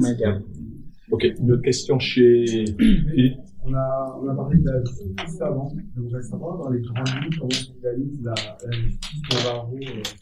Leur système est complètement différent de notre justice. Is there a difference between the justice, the Navarro justice, and the Supreme Court? I mean, there are specific things that you would like to share about that?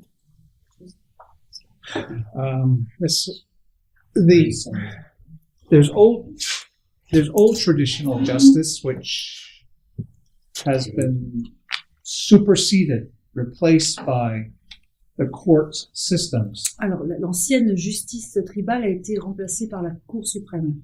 But there's been a movement to try to integrate some of the Navajo way of what we call Hojon into the court systems. Il y a eu un mouvement qui s'est fait afin que le concept de Hojo puisse être réintroduit dans les systèmes judiciaires.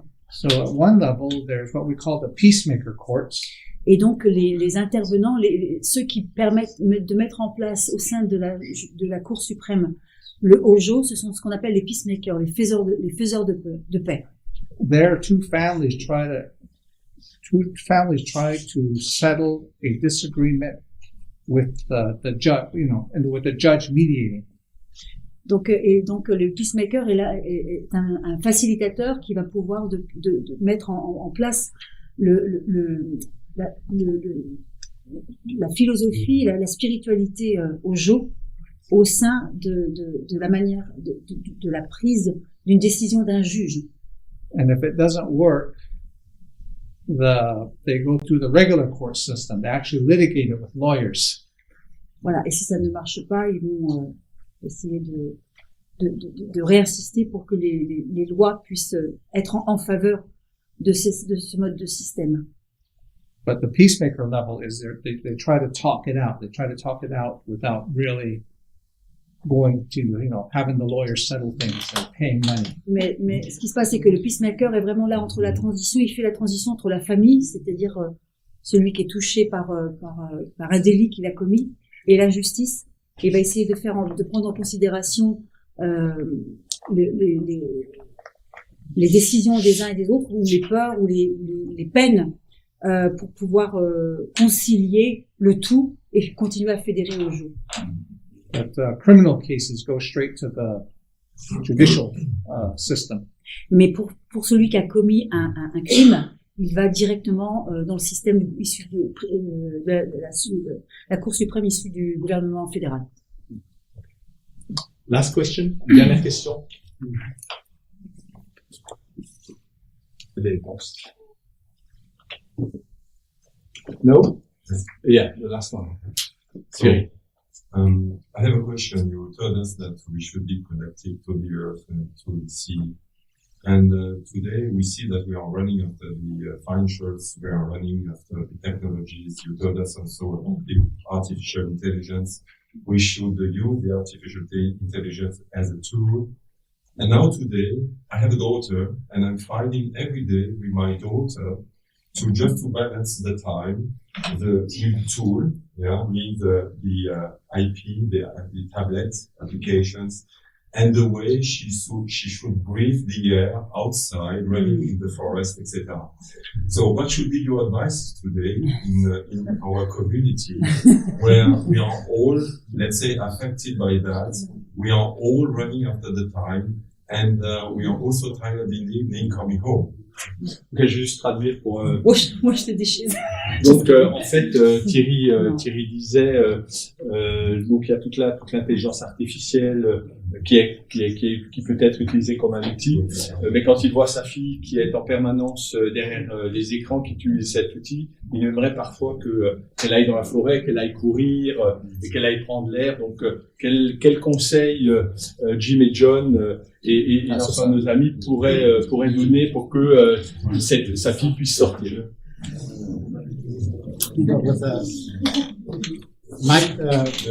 My case with my son is, if you don't do the job right, you do it again. I'm very, very strict about that. And that's the way I was raised. If you're going to be on your phone, you got to do these first. Do your chores, even though he's a young adult. That's the way I was taught. Everything has to do from morning to night. Basically, it's what I was taught from the very beginning. And it's what I'm teaching my son. I want you to do this first. I want you to do this first. Then you have that time to go work on your tablet, your iPhone, whatever. If you're not going to do that, then see, it sort of works for me. Then I don't pay you. Basically, that's it. Or find another place to live. Yeah. If you're going to do that, don't do it here. And when we were younger, that's how we learned. Do your chores. There are times I didn't want to, but the thing is that I understand today, because of that, I lived a better life. So I have an agreement with my son that, that even when I'm here, he has chores to do there. Don't forget this reminder. And whenever I call you, I want you to be there. I don't, because of this, because of the connection and all that. So that's what I have an agreement with my son. So. Yeah. Thank you, Jim. I really appreciate it. Yes. Yeah. Je vais traduire. I'm going to translate. En fait, qu'est-ce qu'il dit, Jim? Il dit l'autorité. En fait, l'autorité en soi n'est pas forcément, ce n'est pas un aspect moral. C'est vrai que quand je vois dans les réserves, quand je vois la place de l'autorité au sein de l'éducation, c'est très très important. Et je pense que il y a eu à un moment donné une séparation, il y a une scission entre ce qu'on appelle l'éducation. C'est-à-dire que les parents dans nos sociétés, moi je le vois, ils ont dû se focaliser plus sur leur profession. Et le temps qu'ils avaient à passer dans leur profession, ils n'avaient pas le temps de le faire au niveau de l'éducation. Et Jim il continue à dire, il a éduqué ses enfants comme ça, et c'est comme ça qu'il a été éduqué. Il a dit, la journée se compose d'un matin et d'un soir. Et du matin jusqu'au soir, tu as tant d'heures pour faire ça, ça et ça et ça et ça. Et ce que tu dois faire là, aujourd'hui, tu ne dois pas le reporter au lendemain. Et si tu ne veux pas le faire, il va falloir que tu trouves un autre endroit pour pouvoir faire ce que tu veux faire. Mais ici, les règles sont comme ça. Et en fait, je pense que ça n'est pas une autorité, c'est une autorité affective. C'est-à-dire, c'est une autorité qui éduque. Et le film qu'on a fait avec Jim, c'était ça. C'était un film d'éducation. C'est-à-dire, la relation qu'ont les parents avec les enfants n'est pas de l'ordre, je ne sais pas comment faire, j'abandonne, le système qui m'entoure est trop puissant, trop chargeant, je dois m'occuper de ma carrière. Donc, il y a un rééquilibre à retrouver au niveau de l'autorité. Mais l'autorité n'est pas en soi une punition. C'est de se permettre d'être dans un charisme que l'on transmet de génération en génération. Ok. Tu veux peut-être compléter? Oui, c'est juste pour dire que c'est que mon frère a dit, c'est vraiment bien parce que on a un problème d'éducation actuellement. Vous voyez, les enfants, nos enfants, je continue toujours parce que j'ai commencé enfant et je suis enfant auprès des grandes personnes. Je vous dirais que l'éducation, c'est la pièce maîtresse de la vie. Déjà, si vous éduquez bien l'enfant, l'enfant aussi va éduquer son enfant et ça va continuer.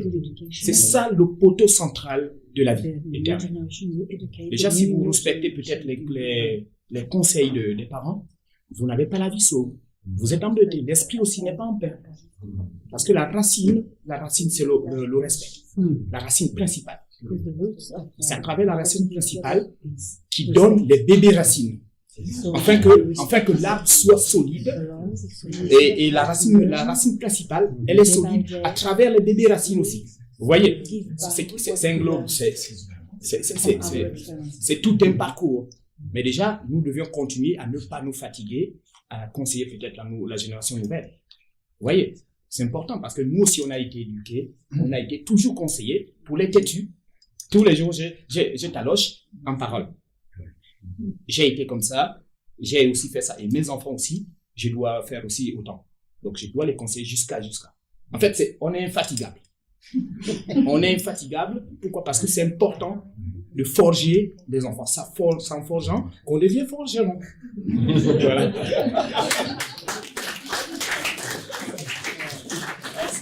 Avant de passer à la surprise, je remodélise par rapport au monde de l'entreprise. Donc là, on a des jeunes qui sont ailleurs sportifs. On est complètement là-dedans. Je pense qu'ils peuvent le confirmer. Quand on vient en sport, le sport, il est régi par des règles.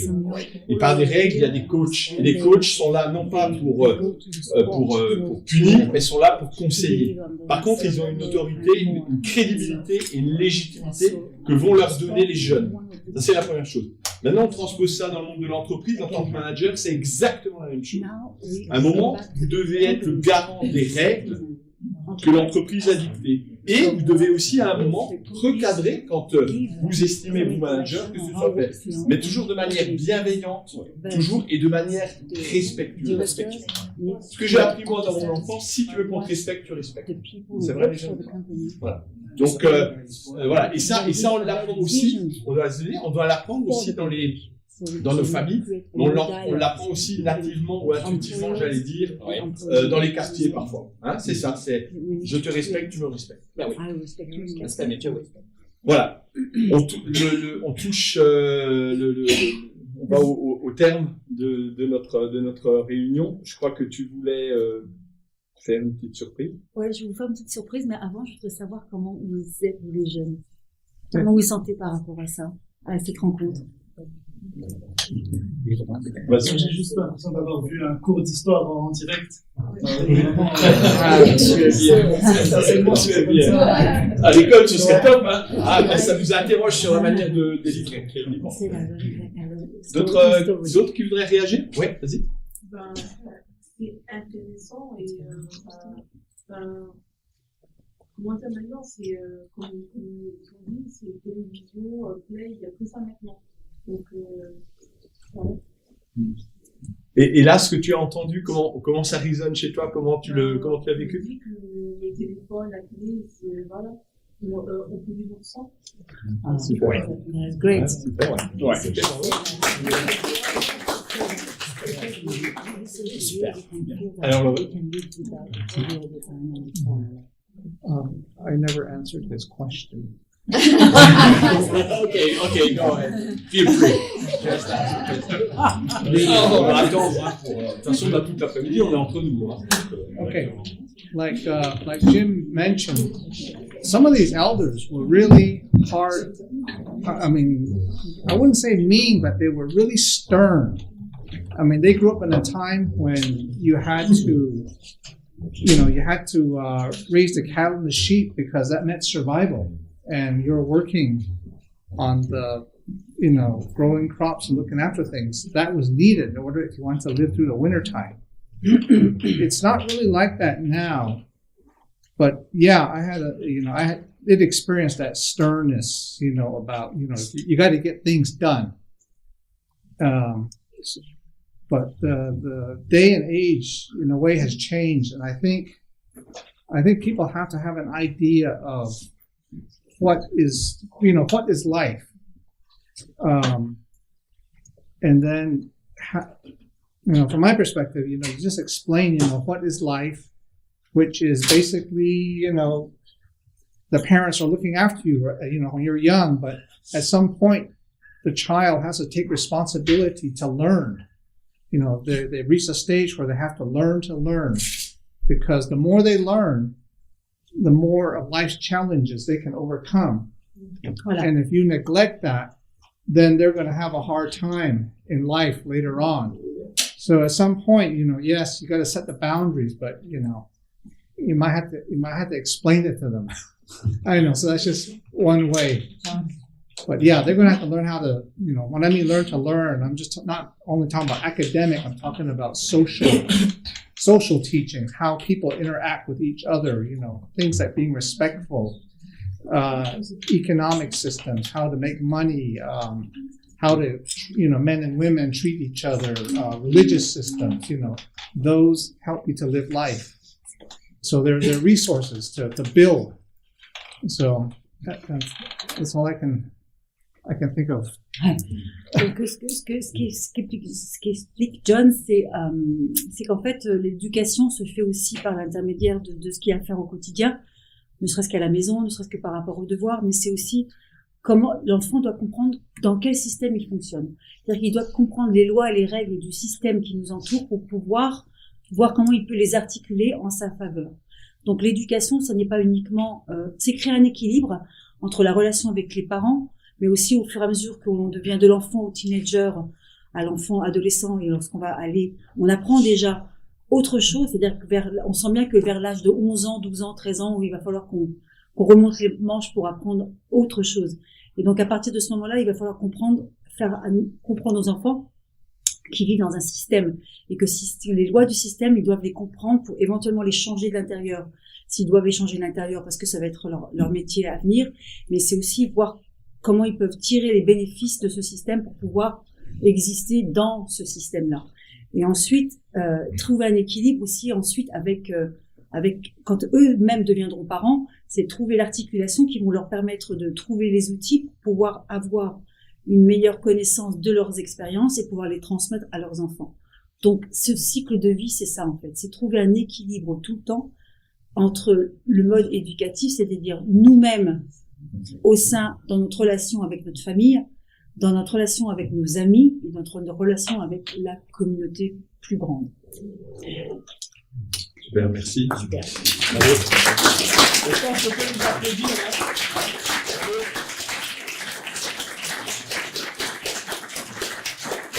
Je te laisse le mot de la fin. Ok. Donc, pour essayer de rallier les cœurs de tous et les âmes de tous, que nous soyons pauvres, riches, issus d'obédiences religieuses différentes, je vous invite à chanter. Parce que le chant, en fait, c'est le donner-recevoir. Ce que j'ai appris dans les communautés d'innés, lorsqu'on chante, c'est en fait on se met en résonance avec tous.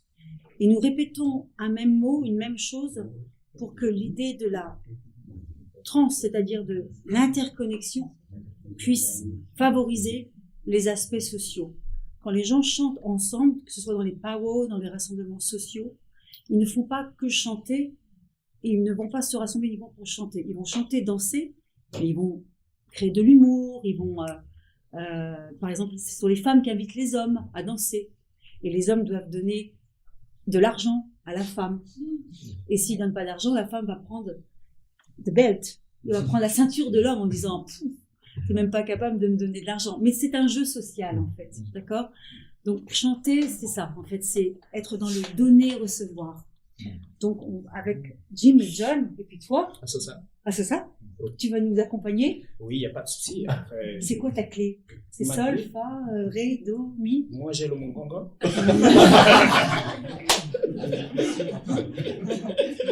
Moi, j'ai le tambour. Je sais pas quel clé. Ouais, t'as le tam-tam, ouais. On se lève, bien. Hein. On se lève. On se lève. Allez, on se lève tous. Allez. Allez, c'est parti. Donc, alors, même si on ne connaît pas la chanson, c'est l'oralité, c'est la force de l'oralité. Et donc, en même temps, je vous invite à remercier vos anciens, hein, que si vous êtes là, c'est aussi parce qu'il y avait les anciens avant. Et pacifier les relations. Et soyez en lien avec le vivant. Et vraiment créer votre, rêver votre, vivez votre rêve. Voilà.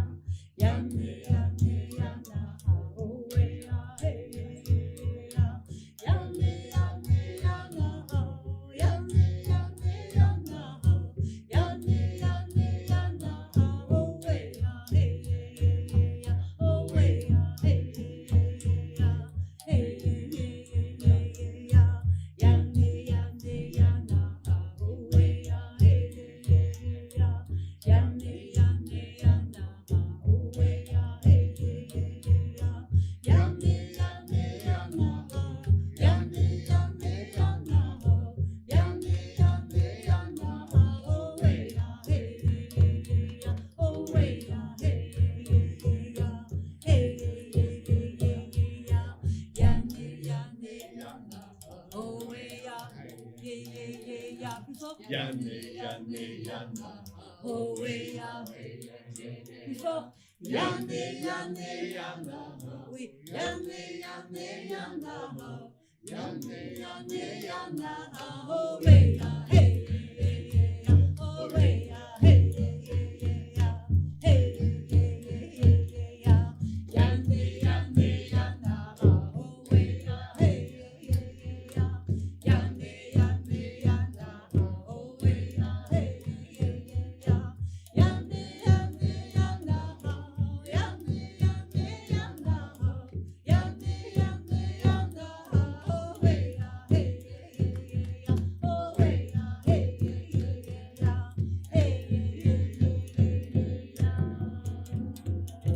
Bravo!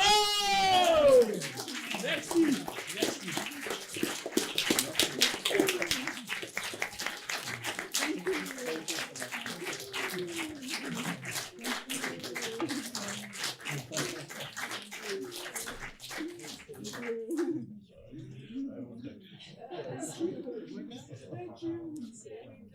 Elle nous invite aussi à vous congratuler tous, hein?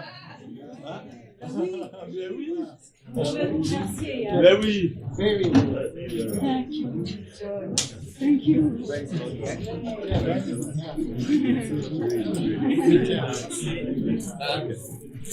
Je vous invite à passer à côté. boire le verre de l'amitié. Encore 1000 merci à vous d'être présents et peut-être à l'année prochaine.